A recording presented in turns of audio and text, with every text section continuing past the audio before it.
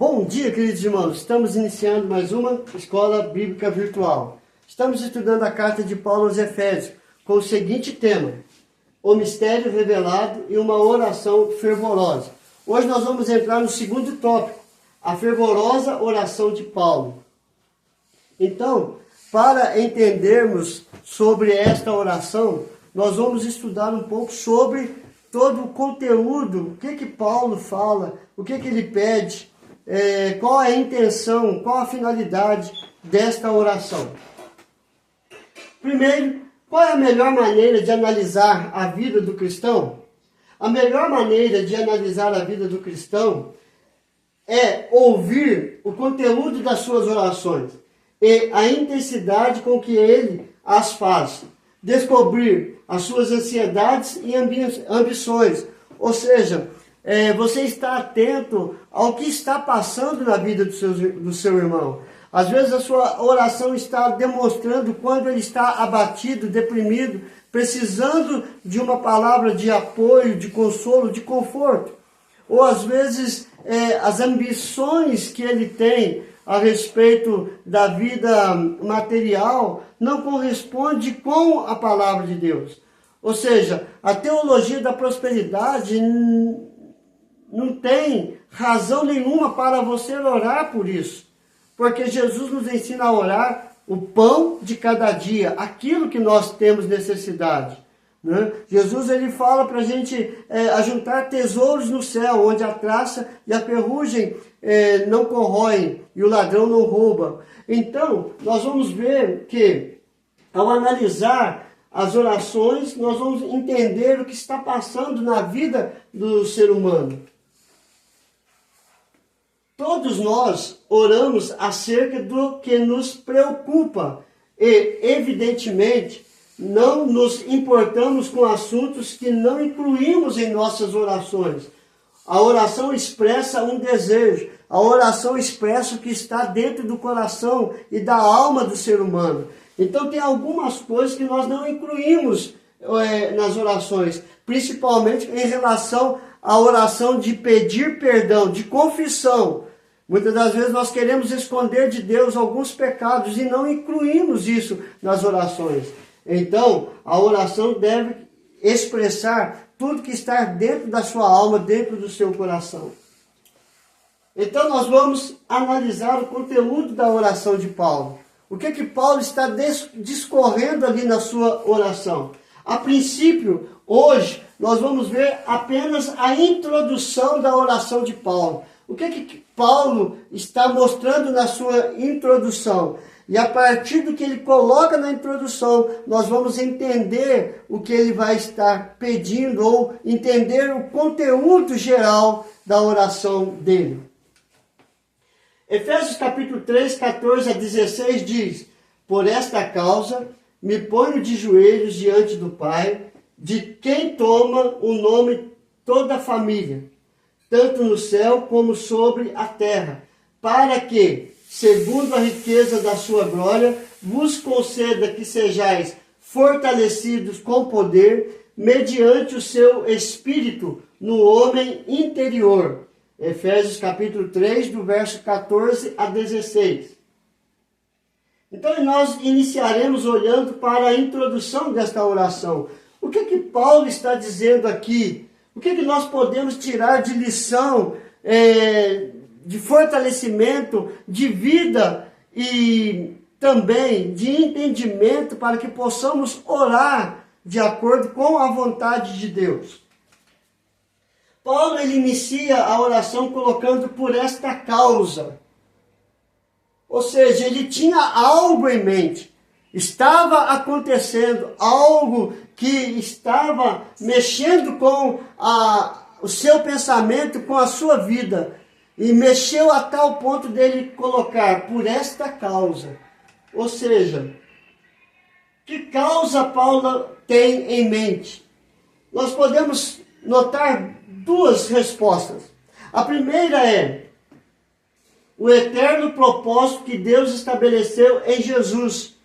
Então Paulo ele se coloca de joelhos buscando que o propósito de Deus estabeleceu em Cristo Jesus seja aplicado, seja eficiente e possa trazer vida e restauração na vida de todos que ouvem o Evangelho de Cristo Jesus.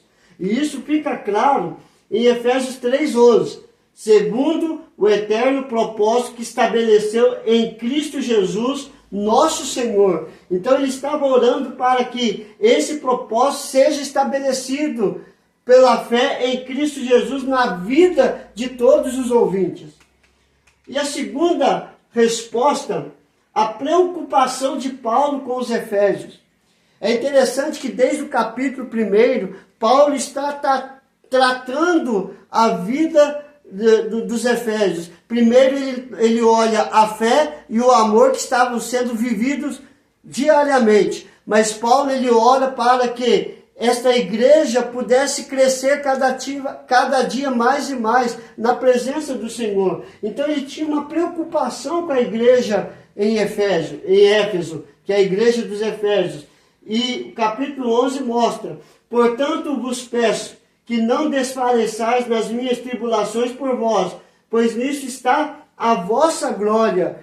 Efésios 3:12. Então Paulo ele fala que eles não desfalecessem nas tribulações pela qual Paulo estava vivendo em relação à pregação do Evangelho. Paulo ele passava por muita luta, tribulações, provações, privações. Então ele estava falando para os Efésios o seguinte: olha, não desfaleçam em relação às tribulações que eu tenho vivido em favor de vós, pois nisso está a vossa glória. Então Paulo tinha essa preocupação com a igreja em Éfeso. Segunda coisa que Paulo coloca na introdução da sua oração: me ponho de joelhos, ou seja, por esta causa eu me ponho de joelhos. O que significa se colocar de joelhos? Nós vamos ver que essa expressão, me ponho de joelhos, significa que Paulo mostra sinceridade no seu coração, sinceridade naquilo que ele vai falar com Deus, quebrantamento. Ele está se quebrantando diante do Senhor, ele está se humilhando na presença do Senhor, temor, ou seja, reverência, respeito com relação a Deus e comprometimento com aquilo que ele vai falar com Deus. Provavelmente ele vai pedir algo que precisasse dele se colocar à disposição, e ele tinha que ter comprometimento com aquilo que ele vai falar com Deus. A Bíblia, ela não determina qual a posição certa de orar. Porém, temos que ter em nosso coração o mesmo sentimento que Paulo, ou seja, sinceridade ao orar, quebrantamento ao orar, temor ao orar e comprometimento com aquilo que falamos com Deus. Ou seja, não podemos orar de qualquer maneira ou de maneira desleixada, mas orar com uma posição que venha mostrar temor, sinceridade e comprometimento com aquilo que falamos com Deus. Terceiro, de quem toma o nome toda a família, tanto no céu como sobre a terra. Essa família é o povo de Deus, aqueles que já partiram no Senhor e estão já gozando o céu, desfrutando do céu, estão lá na glória com Deus. E os da terra, a igreja de Deus, que ainda estão militando neste mundo e não subiu ao céu. Ambos são um povo regenerado pela fé em Cristo Jesus. Ou seja, a igreja triunfante, aquela que já partiu no Senhor, tanto os do Velho Testamento, do Novo Testamento, aqueles que creram em Cristo Jesus e já estão no Senhor. E aqueles que pela fé creiam em Cristo Jesus e ainda estão neste mundo, testemunhando a respeito da glória do Senhor. Tanto aqueles que partiram como os que estão vivos ainda hoje fazem parte da família de Deus. Por isso que ele fala de quem toma o nome de toda a família, tanto no céu como sobre a terra. E por último, para que segundo a riqueza da sua glória vos conceda. Então Paulo agora ele parte para o conteúdo da sua oração. Essa expressão inicia qual o conteúdo da oração de Paulo. Ele usa 4 palavras-chave para expressar o que realmente ele queria, ou seja, ele vai falar sobre força, ele vai falar sobre amor, ele vai falar sobre compreensão e plenitude. Então é isso que nós vamos estudar a partir de amanhã. Ou seja, esse conteúdo da oração de Paulo, nós vamos analisar a partir de amanhã. O que realmente quer Paulo em Deus? O que realmente quer Paulo a falar com Deus a respeito da nova família, a família de Deus, do novo povo edificado sobre Cristo Jesus, a pedra angular. A pedra que muitos construtores rejeitaram na sua vida, mas aqueles que creram em Cristo Jesus colocaram ela como a pedra de fundamento da sua vida e da sua história. Então Paulo ele vai orar pelos efésios, pelos gentios, pelo novo povo que surgiu em Cristo Jesus. E é isso que nós vamos analisar amanhã. Então o que nós aprendemos hoje, irmãos? Que a fervorosa oração de Paulo, a melhor maneira de analisar a vida do cristão é através da oração. Nós vimos a introdução da oração de Paulo, Efésios capítulo 3, versos 14 a 16. Por esta causa, que causa? Me ponho de joelhos. Qual é o significado de se colocar de joelhos?